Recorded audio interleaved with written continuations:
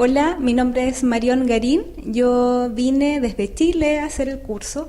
Elegí el Club del Té porque busqué información en internet, en redes sociales, y me pareció un muy buen lugar para aprender más acerca del té.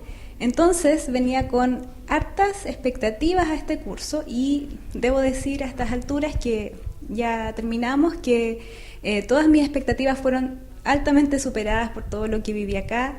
Me voy muy feliz porque veo que este es un lugar donde no solamente se habla de cosas técnicas, de aspectos como más concretos o teóricos del té, sino que este es un lugar donde se respeta el té, se respeta la cultura del té, se respeta el espíritu del té, y creo que eso es todo lo que los tea lovers andamos buscando siempre, respetar esta infusión que amamos tanto. Así que los invito a todos a venir para acá, capacitarse con los mejores y llevarse a casa una experiencia muy entretenida y sin duda también todas las herramientas para poder concretar los sueños que ustedes y que yo tenemos.